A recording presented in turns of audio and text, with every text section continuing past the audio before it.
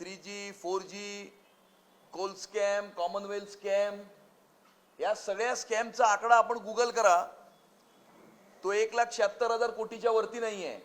सगळ्यात मोठा स्कॅम हा 1,76,000 कोटीचा आहे. परंतु उद्धव ठाकरेंनी 1997 ते 2022 या 25 वर्षामध्ये या देशामध्ये घडलेला सगळ्यात मोठा भ्रष्टाचार म्हणजे 3 लाख कोटीचा भ्रष्टाचार हा मुंबईच्या महानगरपालिकेमध्ये केलेला आहे. पुढे यामध्ये मुंबई शहरातला आणि त्यामुळे ही मुंबईची महानगरपालिका ही आता रडते आहे. त्यामुळे महापालिका रडते आहे, किंचाळत ओरडते आहे, ढासळून ती पडता पडता तुझ्याकडे ती पाहत आहे. लचके तोडून दशको दशकी घायाळ तिला ज्यांनी केले, त्या पापांचा हिशेब आता जगाकडे ती मागत आहे. तू दिलेस ज्यांना निवडून त्यांनी या नगरीला काय दिले, भरून पोतड्या बंगले बांधून नगरीला या नागविले. या मुंबई शहरातला, मुंबई महानगरपालिकेच्या दृष्टिकोनातला सगळ्यात मोठा मुद्दा म्हणजे रस्त्याचा मुद्दा. मुंबई शहर हे आपल्या रस्त्यांकरता खूप प्रसिद्ध आहे, संपूर्ण जगभरामध्ये खूप प्रसिद्ध आहे. आपण एखाद्या शहरामध्ये ज्यावेळेला येतो, एअरपोर्टवरती येतो, रेल्वे स्टेशनवर येतो, ऑटोत बसतो, कारमध्ये बसतो, त्या शहराचा रस्ता कसा आहे याच्यावरनं त्या शहराबद्दल आपण आपल्या मनामध्ये एक मत तयार करत असतो. परंतु मुंबई शहराचे रस्त्यात खड्डे की खड्ड्यात रस्ते, ही चर्चा आपण गेली अनेक वर्ष ऐकतो. मी सुद्धा मुंबईच्या महानगरपालिकेमध्ये प्रतिनिधित्व केलंय. दरवर्षी पावसामध्ये खड्ड्यात रस्ते की रस्त्यात खड्ड्याचा मुद्दा येतो, महानगरपालिकेचं सभागृह तहकूब होतं आणि परत पुढच्या वर्षी परत येरेमाच्या मागल्या. मी एक RTI केला होता. त्या RTI मध्ये फक्त 10 वर्षामध्ये मुंबई शहराच्या रस्त्यावरती 21,000 कोटी रुपये तब्बल खर्च झालेलं अशा प्रकारचं उत्तर मला मुंबईच्या महानगरपालिकेच्या रस्ते खात्याने दिलं होतं 2 वर्षापूर्वी. त्यामुळे 10 वर्षामध्ये 21,000 कोटी रुपये खर्च करूनही मुंबई शहराच्या रस्त्यांची दयनीय अवस्था ही केवळ आणि केवळ उद्धव ठाकरेंमुळे आहे. त्यानंतर कोविड, त्या दिवशी मी काही एक प्रेझेंटेशन बघितलं होतं आणि कोविडच्या कालावधीमध्ये आम्ही कसं महान काम केलं असं काही बालक म्हणाले होते. सर्वप्रथम तर महालक्ष्मी रेसकोर्सचं कोविड केअर सेंटर आपण गुगल करा, आपल्याला बातमी मिळेल. एकही पेशंट ऍडमिट न करता बंद करण्यात आलं होतं. त्यामुळे त्यावेळेला उघडलेली कोविड केअर सेंटर ही फक्त टेंडर करता उघडली होती. बिल्डरांना कोविड केअर सेंटर सेटअप करण्याची परवानगी दिली होती.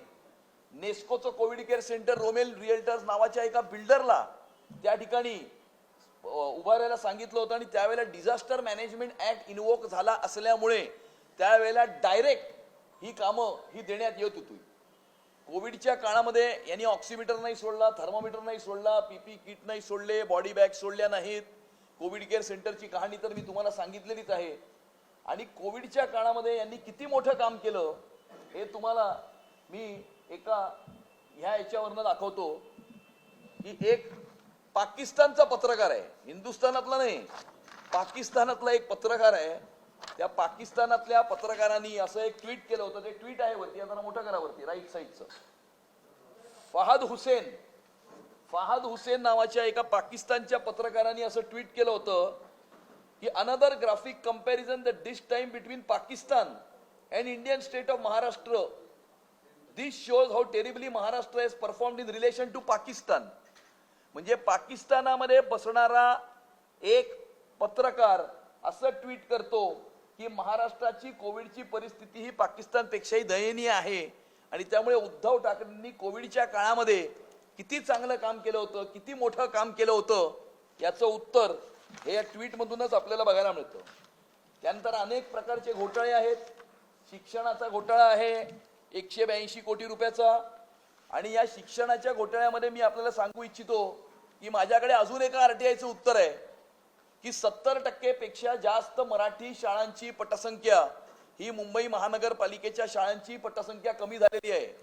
त्यामुळे मराठीचा कळवळा ज्यांना येतो, दर मुंबई महानगरपालिकेच्या निवडणुकीच्या आधी ज्यांना मराठी आठवते, ज्यांना मराठी माणूस आठवतो, त्यांनी मुंबई महानगरपालिकेच्या मराठी शाळांची काय दयनीय अवस्था केली हे मुंबई महानगरपालिकेनेच दिलेल्या उत्तरामध्ये हे स्पष्ट होतं की 70% पेक्षा जास्त पटसंख्या ही या ठिकाणी कमी झालेली आहे.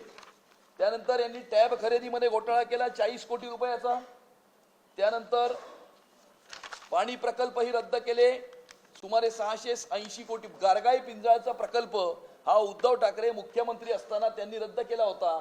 मुंबई शहरामध्ये ज्या वेळेला आपली लोकसंख्या वाढत आहे, मोठ्या प्रमाणावरती लोक मुंबई शहरामध्ये राहत आहेत आणि मुंबई शहराची पाण्याची रिक्वायरमेंट ही जास्त असल्यामुळे मोठ्या प्रमाणावरती आपल्याला पाण्याची रिक्वायरमेंट पूर्ण करण्याकरता गारगाई पिंजाळचा प्रकल्प करणं आवश्यक असताना उद्धव ठाकरेंनी बालबुद्धीमुळे बालहट्टासाठी गारगाई पिंजाळचा प्रकल्प जो आहे तो रद्द केला होता. त्यानंतर यांनी नाले सफाईमध्ये घोटाळा केला, यांनी मिठी नदीच्या सफाईमध्ये घोटाळा केला. त्यामध्ये संदर्भामध्ये कॅगने ताशेरे ओढलेले आहेत, त्या संदर्भामध्ये FIR रजिस्टर झालेली आहे. त्या संदर्भामध्ये काही कंत्राटदार, काही त्या संदर्भामध्ये जे एजंट होते त्यांनाही अरेस्ट झालेली आहेत, तेही जेलमध्ये गेलेले आहेत. त्यानंतर कचऱ्याचा घोटाळा यांनी 900 कोटी रुपयाचा केलेला आहे.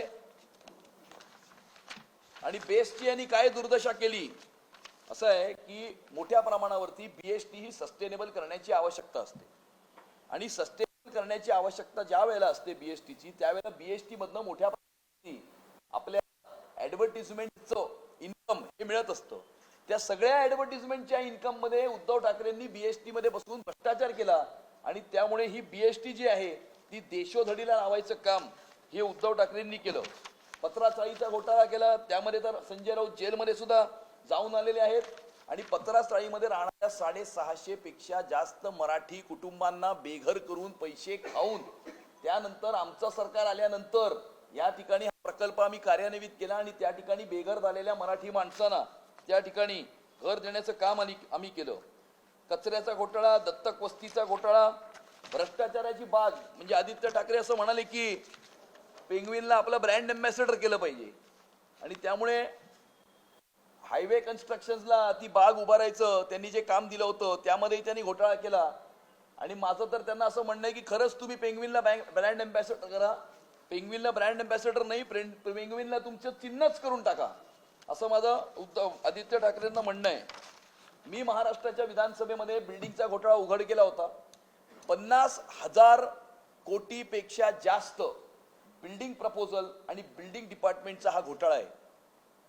3673 फायली या फक्त के वेस्ट आणि H वेस्ट मध्ये उद्धव ठाकरेंचं शासन या मुंबईच्या महानगरपालिकेमध्ये असताना गहाळ झालेले आहेत. आणि या प्रत्येक फाईलमध्ये किमान 10 कोटी रुपयाचा घोटाळा आहे. आणि असं करून 50,000 कोटीपेक्षा जास्त, याच्यामध्ये अग्निशमन दलाचाही घोटाळा आहे. त्यामुळे फक्त बिल्डिंगचा घोटाळा हा 50,000 कोटीपेक्षा जास्तचा बिल्डिंग प्रपोजल आणि बिल्डिंग डिपार्टमेंटचा घोटाळा आहे. उद्धव ठाकरेंनी उंदिरे नाही सोडले, उंदिरांमध्येही त्यांनी घोटाळा केला. मेट्रोला त्यांनी स्थगिती दिली. मेट्रोला स्थगिती दिल्याच्या नंतर 10,000 कोटीपेक्षा जास्त या ठिकाणी हा खर्च वाढला, एस्कलेशन झालं आणि त्यामुळे हा 10,000 कोटीचा फटका जो आहे तो मुंबईकरांना या ठिकाणी भोगावा लागणार आहे. त्यानंतर उद्धव ठाकरे मुख्यमंत्री असताना त्यांनी 100 कोटीचाही घोटाळा केला. या ठिकाणी त्यांचेच गृहमंत्री जे होते त्यांच्यावरती आरोप करण्यात आले होते की या ठिकाणी प्रत्येक एवढे 1700 बार आणि रेस्टॉरंट आहेत, त्या 1700 बार आणि रेस्टॉरंटमधनं प्रत्येक बार रेस्टॉरंटमधनं महिन्याला एवढे कोटी रुपये जमा करा आणि 100 कोटी रुपये आम्हाला आणून द्या. अशा 100 कोटीच्या वसुलीचा घोटाळा हे उद्धव ठाकरे महाराष्ट्राचे मुख्यमंत्री असताना त्यावेळेला त्यांनी हा केला होता. आणि त्यानंतर सगळीकडे फलक झळकत आहेत की हा कोस्टल रोड आम्ही केला आणि त्यामुळे कोस्टल रोडची सगळी टाइमलाईन ही या ठिकाणी आम्ही दिलेली आहे. कोस्टल रोड मुळामध्ये अडकला होता कारण कोस्टल रोडला केंद्राच्या परवानग्या 2014 पर्यंत पृथ्वीराज चव्हाण साहेब आणू शकले नव्हते. देवेंद्र फडणवीस साहेब महाराष्ट्राचे मुख्यमंत्री झाले, केंद्राकडे गेले, सर्व NOC सर्व एन्व्हायरमेंटल परमिशन्स या मिळवल्या. पंतप्रधान नरेंद्र मोदीजींनी त्यांच्या टॉप 100 प्रोजेक्ट्समध्ये हा कोस्टल रोडचा प्रोजेक्ट टाकला आणि केंद्रांनी सगळ्या परवानग्या दिल्याच्या नंतर या कोस्टल रोडचं भूमिपूजन हे त्या ठिकाणी करण्यात आलं आणि नंतर कोस्टल रोड जो आहे त्याचं उद्घाटन करण्यात आलं. त्यामुळे कोस्टल रोडचं पूर्ण श्रेय जे आहे ते सन्माननीय मुख्यमंत्री देवेंद्र फडणवीस साहेबांचं आहे. आणि त्यानंतर मला असं वाटतं की उद्धव ठाकरेंनी हा घोटाळा केला, 3 लाख कोटीचा घोटाळा. तुम्ही म्हणाल की 3 लाख कोटी आले कुठून? आत्ताच दुपारी ते असं म्हणाले की दर वर्षाला मुंबईच्या महानगरपालिकेचे 15,000 कोटी साधारणतः विविध कामांकरता आणि प्रोजेक्ट्स करता असतात. मी 15,000 कोटी नाही, मी 10,000 कोटी पकडतो. 25 वर्षातले 10,000 कोटी स्टँडिंग कमिटीमध्ये जी कामं दर आठवड्याला पास होतात त्याचाच आकडा 2.5 लाख कोटी होतो. 25 वर्षामध्ये किमान 2.5 लाख कोटी हे स्टँडिंग कमिटीमध्ये पारित झालेले आहेत. त्याच्यावरती 50,000 कोटीचा बिल्डिंग घोटाळा आहे, असे करून 3 लाख कोटी होतात. आणि हा आकडा कमीच आहे. ट्रान्सफरचे पैसे वेगळे, इतर कामांचे पैसे वेगळे, आणि त्यामुळे 3 लाख कोटीपेक्षाचा जास्त घोटाळा. आता दुपारीच त्यांनी 3 लाख कोटी म्हणाले, त्यामुळे त्यांना हे चांगलं माहिती आहे की त्यांनी किती पैसे मुंबईच्या महानगरपालिकेमध्ये खाल्लेत. काल संध्याकाळी सुद्धा मी असं म्हणालो होतो की 3 लाख कोटीचा भ्रष्टाचार मुंबईच्या महानगरपालिकेमध्ये झालाय. त्यांना हे चांगलं माहीत असल्यामुळे त्यांच्या मुखातूनच दुपारी 3 लाख कोटीचा आकडा हा त्यांनी काढलेला आहे. आणि हा भ्रष्टाचार केला, हिंदुत्व सोडलं. हिंदुत्व सोडल्यामुळे या 1947 नंतर या देशामध्ये कधीच असं घडलं नाही की एखादी व्यक्ती महाराष्ट्राच्या कुठल्याही राज्याच्या मुख्यमंत्र्याच्या पदावरती असताना त्यांचे 90% निवडून आलेले आमदार सत्तेला लाथ मारून त्यांना सोडून जातात. आणि हिंदुत्वाला तिलांजली दिल्यामुळे 90% जास्त आमदारांनी त्यांना त्यांच्या पक्षातून बाहेर काढलं. आणि त्या ठिकाणी आता मतांच्या लांगुलीच्याला न करता आता उद्धव ठाकरे कोणाचे? तर उद्धव ठाकरे हे मराठी माणसाचे नाहीत. उद्धव ठाकरे हे हरुण खानचे, उद्धव ठाकरे हे इक्बाल मुसा उर्फ बाबा चौहानचे, उद्धव ठाकरे हे रशीद मामूचे, उद्धव ठाकरे हे चंगेज मुलतानीचे. आणि असं करता करता मला असं वाटतं की उद्धवजी आता उद्धव मामू झालेले आहेत. आणि त्यामुळे उद्धवजींपासून उद्धव मामूपर्यंत झालेला हा त्यांचा जो प्रवास आहे, त्या प्रवासामुळे मला असं वाटतं की 25 वर्षामध्ये केलेलं एकही काम अजूनपर्यंत त्यांनी त्यांच्या 25 वर्षामध्ये केलेलं एक वारंवार चॅलेंज करूनही त्यांनी 25 वर्षामध्ये केलेलं एकही काम अद्यापपर्यंत दाखवलेलं नाही. 25 वर्षात एकही काम दाखवलेलं नाही. आज त्यांनी काही संकल्पनामा की जाहीरनामा मॅनिफेस्टो काढलाय, त्याच्यामध्ये काही गोष्टी लिहिल्या आहेत. माझा त्यांना थेट सवाल आहे की आपण आपल्या जाहीरनाम्यामध्ये ज्या ज्या गोष्टी नमूद केलेल्या आहेत त्या आता आपण नमूद करताय, परंतु 25 वर्ष मुंबईच्या महानगरपालिकेवरती राज्य करताना या केल्या का नाहीत, हा आमचा त्यांना सवाल आहे. त्यामुळे आता आपण ज्या ज्या गोष्टी सांगताय त्या 25 वर्ष काय आपण काही झोपा काढत होतात? नाही, झोपा काढत नव्हते. दर बुधवारच्या स्टँडिंग कमिटीच्या नंतर 5% ते हिशोब करत होते. आणि त्यामुळे दर आठवड्याच्या स्टँडिंग कमिटीच्या 5%वर जे जगतात ते आज मराठी माणसाच्या गप्पा आम्हाला शिकवतात. आणि त्यामुळे कोण आहेत ते आणि हे सगळी हे आरोपपत्र मी तुम्हाला मुंबई भारतीय जनता पार्टीचा अध्यक्ष म्हणून ठेवतच आहे. पण मी एका सामान्य मराठी मध्यमवर्गीय कुटुंबातून येतो. माझे आजोबा मिलमध्ये मास्टर होते, माझे वडील बँकेमध्ये मॅनेजर होते. मला कुठलीही राजकीय पार्श्वभूमी नाही. आणि एका मध्यमवर्गीय मराठी कुटुंबातून आलेला व्यक्ती हे प्रश्न उद्धव ठाकरेंना विचारत आहे. आणि त्यामुळे आज जे काही फोटो दाखवून एकत्र येण्याचं ढोंग, 20 वर्षानंतर शिवसेना भवनमध्ये पाऊल ठेवलं भावानी, अरे पण 20 वर्ष का नाही पाऊल ठेवलं, हा आमचा सवाल आहे ना.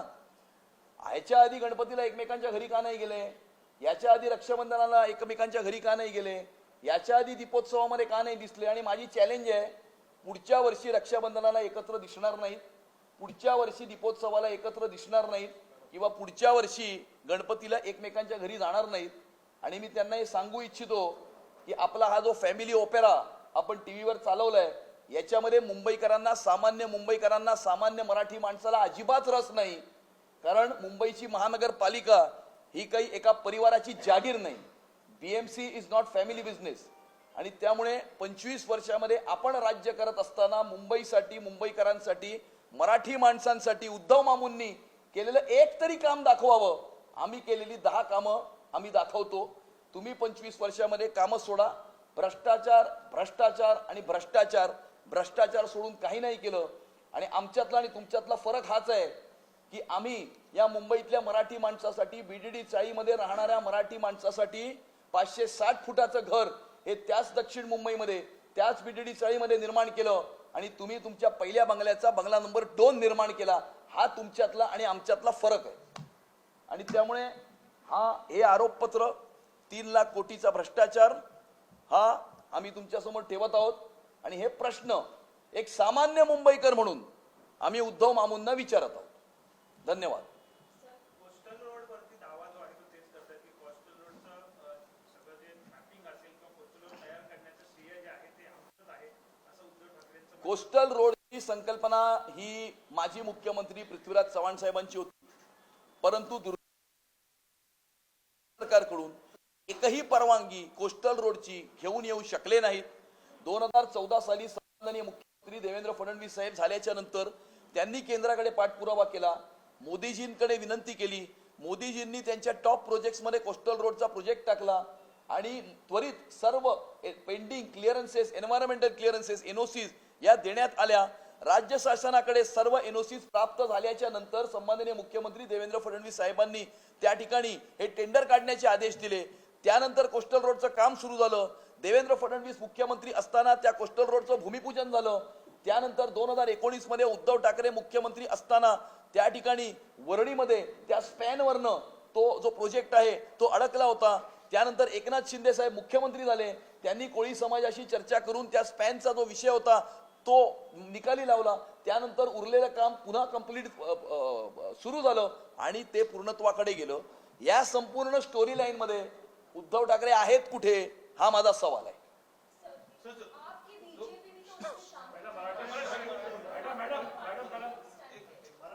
उद्धव ठाकरे असं म्हटलं भाजपा पक्ष टेकणारा पक्ष आहे आणि त्यांना सुद्धा लोक बाहेर फेकतात. हे बघा, लोक कोणाला बाहेर फेकतील हे लोक ठरवतील ना. उद्धव ठाकरेंना ते सांगायची गरज नाही की लोक कोणाला बाहेर फेकतील. जसं त्यांना लोकांनी बाहेर फेकलंय, सगळ्या मामूंची टोळी जमा करून सुद्धा 3 मामू एकत्र येऊन सुद्धा महाविकास आघाडीला 50चा आकडाही गाठता आला नाही. आणि त्यामुळे महाराष्ट्राच्या जनतेने त्यांना चपराक दिलेली आहे. महाराष्ट्राच्या जनतेने स्थानिक स्वराज्य संस्थांच्या निवडणुकीमध्ये सुद्धा त्यांना घरी पाठवलंय. सिंगल डिजिटचे त्यांचे आकडे आहेत. आणि मुंबईच्या महानगरपालिकेच्या निवडणुकीमध्ये त्यांना कायमचं घरी पाठवण्याचं काम हे मुंबईकर करणार आहेत. आणि त्यामुळे जनतेला काय करायचं आहे ते जनतेला ठरवू द्या. उद्धव ठाकरेंना नको ठरवू दे की जनतेला काय करायचं आहे ते. भारतीय जनता पार्टी ही सत्ता पिपासू पार्टी आहे. सत्ता पिपासू पार्टी आहे असं भाजप म्हणते. असं उद्धव ठाकरे म्हणतात ना. असं आहे की उद्धव ठाकरे हे टोमणे बहादूर आहेत आणि त्यामुळे टोमणे बहादूर उद्धव मामू हे प्रत्येकाला नावं ठेवत असतात, प्रत्येकाची टीका करत असतात, खालच्या स्तरावरती जाऊन इतरांना बोलत असतात.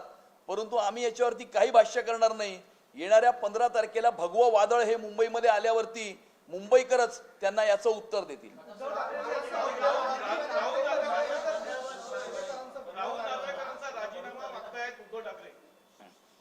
या ठिकाणी राहुल नार्वेकर फॉर्म भरायला गेले होते. उमेदवाराबरोबर 2 व्यक्ती फॉर्म भरायला जाऊ शकतात, ते नियमाने योग्य असतं.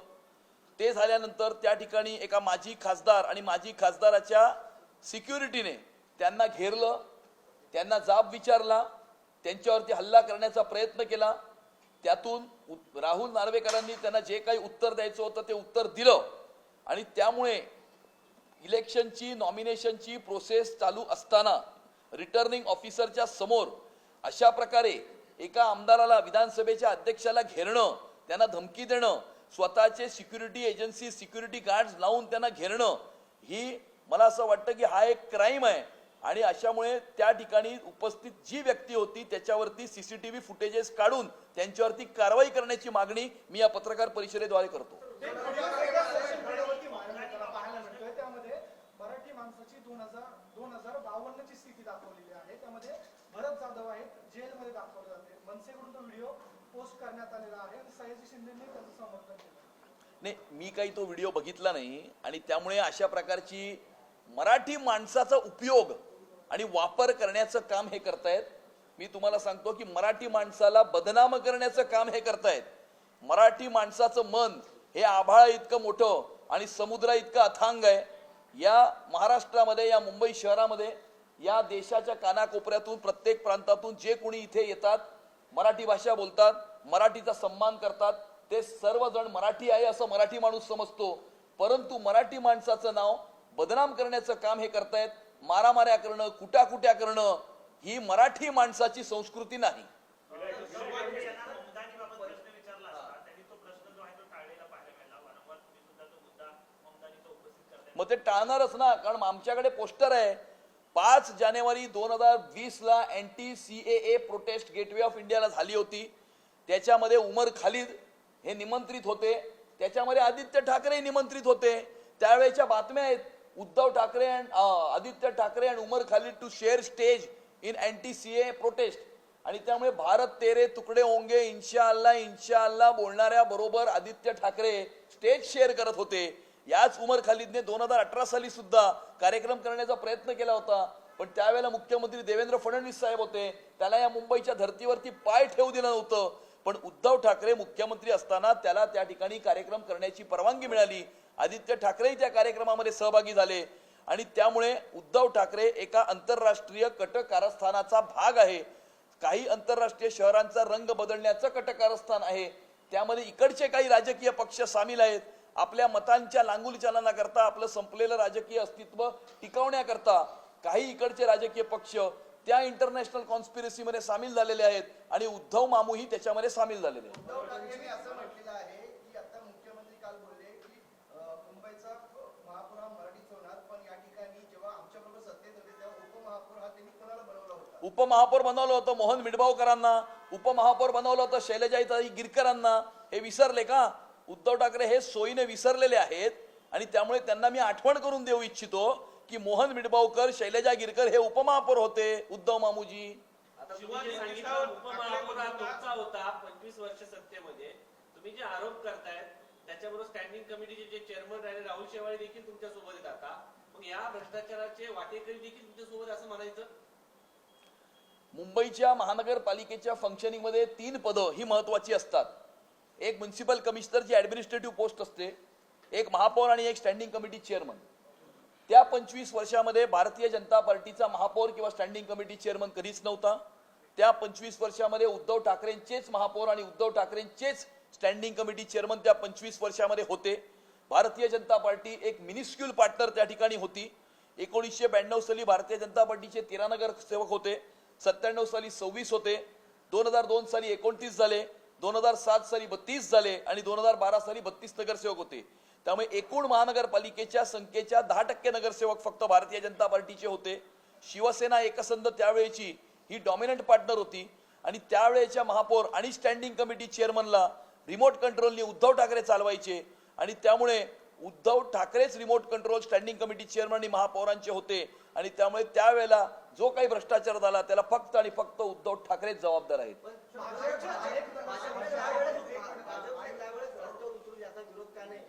आम्ही विरोध केला होता. आम्ही विरोध केला होता. मी स्वतः नगरसेवक होतो. मी स्वतः नगरसेवक असताना ट्री अथॉरिटीमध्ये एक प्रस्ताव आला होता एका बिल्डरची झाडं कापण्याचा. त्याला आम्ही ट्री अथॉरिटीमध्ये विरोध केला होता. मी स्वतः त्यामध्ये वॉकआउट केलं होतं. मी वॉकआउट केल्याच्या नंतर सुद्धा आपल्या बहुमताच्या जोरावर त्यांनी ट्री अथॉरिटीमध्ये तो प्रस्ताव पारित केला. त्यानंतर तो प्रस्ताव हाऊसमध्ये आला. हाऊसमध्ये आमच्या 30च्या 30 नगरसेवकांनी वॉकआउट केलं होतं. परंतु त्यावेळेला बहुमताच्या जोरावरती त्यांनी तो प्रस्ताव सुद्धा पारित करून गेला. आणि दुसऱ्या दिवशी सकाळी उद्धव ठाकरेंनी स्वतः मला फोन केला होता आणि मला असं विचारलं होतं की अरे बाबा तू का विरोध करतोस रे बाबा, काय प्रॉब्लेम आहे तुझा, बसून आपण बोलूया ना, असं मला त्यांनी स्वतः फोन केला होता दुसऱ्या दिवशी सकाळी. आणि त्यामुळे त्यांनी आम्हाला विनंती केली होती की ह्याला तुम्ही विरोध करू नका. परंतु आम्ही वी स्टूड अवर ग्राउंड, आम्ही त्याला विरोध केला, आम्ही त्याच्यातनं वॉकआउट केलं. आणि अशा प्रकारे अनेक अशी प्रकरणं आहेत ज्यामध्ये आम्ही विरोध करण्याचा प्रयत्न केला, पण बहुमताच्या जोरावरती त्यांनी अनेक प्रस्ताव हे रेटून नेले. भाजपाचे अनेक नगरसेवक जे आहेत ते बिनविरोध निवडून आलेले आहेत. त्यामध्ये आता राज ठाकरेंनी असं म्हटलेलं आहे की बिनविरोध जे नगरसेवक निवडून येत आहेत, पश्चिम बंगालमध्ये भाजपा सुप्रीम कोर्टात गेला होता. या भाजपाचं काय म्हणणं आहे? हे बघा, बिनविरोध निवडून का आले हा तर माझा खरा विरोधकांनाच सवाल आहे. तुम्ही का नाही लढवली ती जागा? तुम्ही त्या ठिकाणी विड्रॉ का केलं? आणि त्यामुळे ज्या वेळेला निवडणुकीच्या रिंगणामध्ये उमेदवारच नसतो किंवा अनेक उमेदवार बाकीचे सर्व आपला उमेदवारी अर्ज परत घेतात, नामांकन परत घेतात, एकच उमेदवार राहतो, मग ती निवडणूक बिनविरोध होते. त्यामुळे माझा त्यांना सवाल आहे की तुम्ही ती निवडणूक बिनविरोध का होऊ दिली? त्या ठिकाणी तुम्ही निवडणूक का नाही लढवली? त्या ठिकाणी तुमच्या उमेदवारांनी आपलं नामांकन अर्ज पाठी का गेलं, हा माझा त्यांना सवाल आहे. उद्धव ठाकरे म्हणतात की निवडणूक आयोग भाजपच्या वळचणीला बसले. नाही, असं आहे की त्यांना जर सगळेच निवडणूक आयोगी त्यांच्या विरुद्ध एकदा निर्णय गेला, हे त्यांचं कसं आहे की राहुल गांधींबरोबर जास्त सहवास झाल्यामुळे त्यांच्यासारखं झालंय, हम जीते तो लोकशाही और हम हारे तो वोट चोरी. आणि त्यामुळे एखादा निर्णय आपल्या विरोधात गेला की तो यंत्रणा मॅनेज करून केलेला निर्णय असतो, आणि एखादा निर्णय त्यांच्या बाजूने गेला की मग तो त्यांचा विजय असतो. त्यामुळे सोयीप्रमाणे ते आपले स्टँड हे बदलत असतात.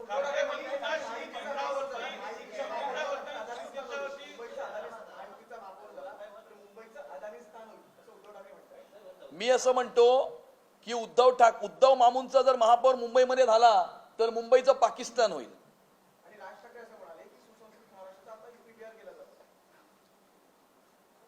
राज ठाकरे आणि त्यांचे कार्यकर्ते ज्या प्रकारे मारामाऱ्या आणि कुट्या करतात, यातून त्यांची काय संस्कृती आहे किंवा ते किती सुसंस्कृत आहेत याचं उदाहरण ते स्वतःच देत असतात रोज.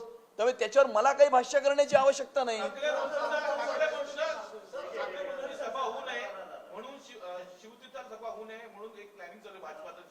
नाही, आमचं काय प्लॅनिंग चाललं नाही. ज्यांना सभा करायची आहे ती सभा करा, जिथे सभा करायची आहे तिथे सभा करा. मुंबईकरांचा निर्णय पक्का आहे. येणाऱ्या 15 तारखेला भगवं वादळ हे मुंबईमध्ये येणार आहे आणि 150 पेक्षा जास्त जागा जिंकून महायुतीचाच महापौर, मुंबईकरांचा महापौर हा मुंबईच्या महानगरपालिकेमध्ये विराजमान करण्याचा निर्णय हा मुंबईकरांनी केलेला आहे. हिंदी बोल. उद्धव ठाकरेंचे मामू म्हणून रशीद मामूंचा वगैरे उल्लेख करताय, पण त्यांचेच नेते अखिल चित्रे ते सध्या काही व्हिडिओची सिरीज ट्विट करतात ज्यात तुम्ही मुस्लिमांचं रांगोळचालन करता दिसतात. नाही, मी लांगुलचालन नाही करत. मला माहिती आहे असं आहे, भारतीय जनता पार्टी कुठल्याही धर्माच्या विरोधात नाही, पहिला मुद्दा. आणि त्यामुळे आम्ही कुठल्याही धर्माच्या विरोधात नाही, आम्ही कुठल्या देवाच्या विरोधात नाही, आम्ही कुठल्याही उपासनेच्याही विरोधात नाही. आणि त्यामुळे आम्ही विरोधात असू. आम्ही या ठिकाणी पंतप्रधान नरेंद्र मोदीजींनी ज्या वेळेला जनधन योजना काढली त्यावेळेला त्यांनी हा विचार नाही केला की या जनधन योजना काढताना हे अकाउंट हिंदूचं आहे, मुसलमानाचं आहे, ख्रिश्चनचं आहे, सिखचं आहे की बौद्धाचं आहे. उज्ज्वला योजना काढली त्यावेळेला आम्ही हा विचार नाही केला की उज्ज्वला योजनेचा सिलेंडर हिंदूकडे जातोय, मुसलमानांकडे जातोय, शिखांकडे जातोय, ख्रिश्चनांकडे जातोय किंवा बौद्धांकडे जातोय. किंवा महाराष्ट्राची लाडकी बहीण योजना ज्या वेळेला राबवली त्यावेळेला आम्ही हा विचार नाही केला की आपल्या त्या बहिणीचा धर्म कोणता आहे. त्यामुळे आम्ही सर्व धर्माच्या लोकांची सेवा करतो, हिंदुस्थानच्या नागरिकांची सेवा करतो. पण जर कोण वंदे मातरमला विरोध करणार असेल, कुणी जर पाकिस्तानचे झेंडे फडकवणार असेल, पाकिस्तान जिंदाबादच्या घोषणा देणाऱ्यांना कोणी आलिंगन घालणार असेल, बॉम्बस्फोटाच्या आरोपींना घेऊन जर कोण प्रचार करणार असेल आणि वंदे मातरमला विरोध करणार असेल तर अशा प्रकारच्या समाजविघातक, देशविघातक, आतंकवादी शक्तींशी आम्ही संघर्ष करू.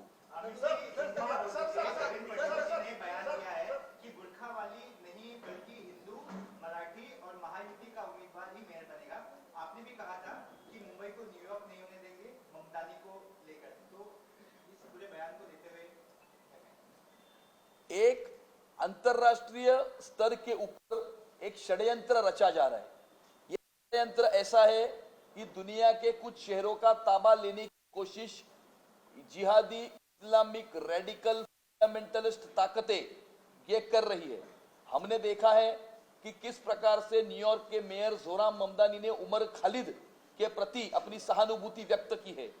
वो उमर खालिद जिसने भारत तेरे टुकड़े होंगे इंशाअल्लाह इंशाअल्लाह, हमें चाहिए आजादी, हिंदुओं से आजादी, इस प्रकार की घोषणाएं दी. उसके ऊपर देशद्रोह का गुना दाखिल किया गया है, उसके ऊपर यूएपीए लगाया गया है. ऐसे उमर खालिद को सहानुभूति जब जोराम ममदानी देता है और इस उमर खालिद के साथ में आदित्य ठाकरे जब स्टेज शेयर करता है तो हमें कहीं ना कहीं ऐसा लगता है कि अंतरराष्ट्रीय ताकतें मुंबई शहर का भी रंग बदलने की कोशिश कर रही है और इनके साथ में उद्धव ठाकरे उसमें भागीदार है. और इसीलिए हमने ये कहा कि जोराम ममदानी को भारत के अंदरूनी मामलों में दखलंदाजी करने की कोई आवश्यकता नहीं है और हम मुंबई का ममदानीकरण या मैमडनाइजेशन होने नहीं देंगे, हम मुंबई का रंग बदलने नहीं देंगे. उद्धव ठाकरे ने कहा कि हिंदू मराठी आदि की आप बात करते हैं, लेकिन आपके पास जो लोग हैं वो गद्दार हैं. शिंदे को निशाना लगाते हुए उन्होंने कहा. साथ में ये भी कहा कि जब आप लोग साथ में थे उस वक्त उपमेयर कौन था? उपमेयर कौन था ये मैंने बताया ना, मोहन मिडबावकर था, शैलजा गिरकर उपमेयर थी, और गद्दार कौन है? हिंदू हृदय सम्राट शिवसेना प्रमुख बालासाहब ठाकरे के हिंदुत्व के विचारों को जिन्होंने त्यागा, हिंदुत्व के विचारों के साथ जिन्होंने गद्दारी की, वो गद्दार है। एकनाथ शिंदे जी ने तो हिंदू हृदय सम्राट शिवसेना प्रमुख बालासाहब ठाकरे के विचारों के लिए सत्ता को लात मारकर उद्धव ठाकरे को अपनी पार्टी से बाहर निकाल दिया।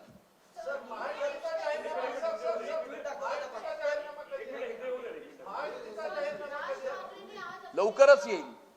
तुम्ही आता क्लिप दाखवलं पाकिस्तानी पत्रकाराचं कोविडच्या संदर्भात, पण त्या पाकिस्तानी पत्रकारावर तुम्ही विश्वास ठेवता का? नाही, अजिबात ठेवत नाही। असं आहे की पाकिस्तानी पत्रकारावर मी विश्वास ठेवत नाही, परंतु यांनी अख्ख्या जगामध्ये महाराष्ट्राची आणि मुंबईची काय अवस्था करून ठेवली होती त्यावेळेला बघा की कशा प्रकारे कोविडमध्ये कंप्लीट मिसमॅनेजमेंट हे झालं होतं। सरकारचा कुठल्याही प्रकारचा कंट्रोल त्या व्यवस्थेवरती नव्हता।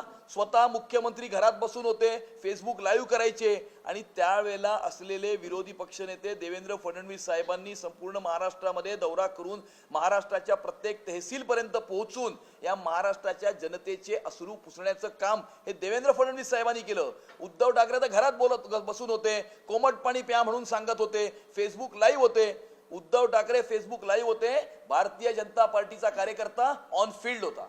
पाहायला गेलो तर आपण रिपोर्ट आई है जिसमें कहा गया है कि जो फंड्स आए थे मुंबई के लिए डेवलपमेंट फंड्स, उसमें से 99% जो फंड्स थे वो आपके जो रूलिंग अलायंसेस है उनको पैसा दिया गया था, विरोधी पक्षों को बिल्कुल नहीं दिया गया। इसके बारे में आपका क्या कहना है?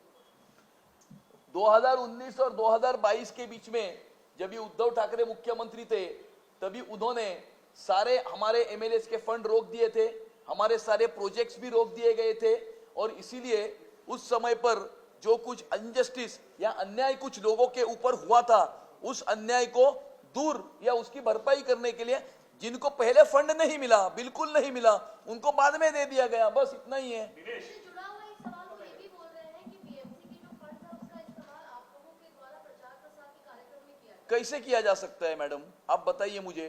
बीएमसी के फंड्स का उपयोग प्रचार प्रसार में कर सकते हैं क्या? बिल्कुल नहीं कर सकते। लेकिन बीएमसी के फंड्स का उपयोग इन्होंने जरूर अपना दूसरा बंगला बनाने के लिए किया है। मुंबई महानगर पालिका के भ्रष्टाचार से आए हुए पैसे से इन्होंने दूसरा बंगला बनाया है। राज ठाकरे का ये भी कहना है कि महाराष्ट्र को और मुंबई को यूपी और बिहार बनाया जाना, एक बार फिर उत्तर भारत को टारगेट किया गया है। नहीं, उनके पास दूसरा क्या मुद्दा है? उनके पास कोई मुद्दा है? कोई मुंबई का विजन डॉक्यूमेंट बनाया है? कोई मुंबई की समस्या के बारे में अध्ययन करके कोई बात आगे प्रस्तुत की है? इसमें से कुछ नहीं किया है। और 2007 तक तो राज ठाकरे शिवसेना में थे ना, 1997 टू 2007 वो शिवसेना में ही थे और तभी शिवसेना की मुंबई की महानगर पालिका पर सत्ता थी। तो तभी राज ठाकरे जी ने क्या किया मुंबई के लिए, मुंबई के विजन के लिए? और मैं उद्धव ठाकरे और राज ठाकरे दोनों को यह सवाल करना चाहता हूं कि इन्होंने मुंबई की महानगर पालिका में 25 वर्षों में कितने मराठी युवकों को काम करने की संधि दी, अपॉर्चुनिटी दी, मौका दिया? इन्होंने बिल्कुल मौका नहीं दिया। तो काम चुनाव के लिए इनको मराठी याद आती है, चुनाव के बाद में ये मराठी को भूल जाते हैं। कोस्टल रोड जैसी जो आप लोगों की परियोजनाएं, उनका कहना है कि ये सब उनके कार्यकाल मैंने इसका जवाब दे दिया है। अमित भाई, दो सवाल है मेरे। पहला, आप लोगों ने कहा है कि मुंबई का मेयर मराठी हिंदू बनेगा। उद्धव ठाकरे ने सवाल पूछा है कि क्या आप मराठियों को हिंदू समझते हैं? नहीं, इस बारे में बताएं। उनको मालूम नहीं है, उद्धव ठाकरे को मालूम नहीं है कि मराठी हिंदू है या नहीं है। शायद उनको अभी उसमें डाउट आने लगा रहेगा क्योंकि उनको अभी हरे रंग का चश्मा उन्होंने पहना है और इसके कारण से उन्हें सब कुछ हरा दिखता है।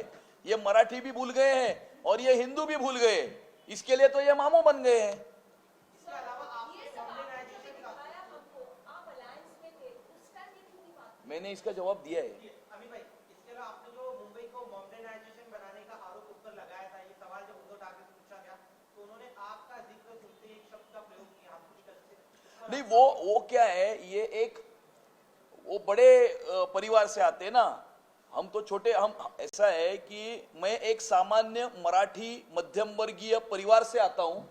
उन्होंने मुझे गाली नहीं दी है, इस मुंबई के मध्यम वर्गीय मराठी आदमी को गाली दी है, मुझे नहीं कहा है उन्होंने। मुंबईच्या मध्यम वर्गीय मराठी माणसाला, मला नाही शिवी घातली उद्धव ठाकरेंनी। उद्धव ठाकरेंनी मुंबईच्या मध्यमवर्गीय मराठी माणसाला शिवी घातली आहे। माझे आजोबा मिल मध्ये मास्टर होते, मिल बंद पडल्यानंतर मेहनत करून माझ्या वडिलांनी आपलं शिक्षण पूर्ण करून बँकेमध्ये नोकरी केली, बँकेत मॅनेजर झाले आणि आम्हाला मोठं केलं आणि आम्हाला शिक्षित केलं आणि आम्हाला आयुष्यामध्ये स्थापित केलं. आणि त्यामुळे मी काही कुठल्या मोठ्या कुटुंबातून येत नाही. माझं आडनाव मोठं आहे म्हणून मी इथे तुमच्यासमोर बसलो नाहीये आणि त्यामुळे कुणाच्या पुण्याईवरती मी तिथे तुमच्यासमोर बसलो नाहीये. आई वडिलांची पुण्याई आहे, परंतु मी मोठ्या कुटुंबातून येतो म्हणून मी आज इथे तुमचं प्रतिनिधित्व करत नाहीये. इथं डॉक्टर बाबासाहेब आंबेडकरांनी दिलेल्या संविधानाची ही किमया आहे की आज मी तुमच्यासमोर बसलोय. आणि त्यामुळे उद्धव ठाकरेंनी मला शिवी नाही घातली. उद्धव ठाकरेंनी या मुंबईतल्या मध्यमवर्गीय आणि गरीब प्रत्येक मराठी माणसाला त्यांनी शिवी घातलेली आहे, प्रत्येक कोकणी माणसाला त्यांनी शिवी घातलेली आहे. मी मालवणी आहे, उद्धव ठाकरेंनी प्रत्येक मालवणी माणसाला शिवी घातलेली आहे.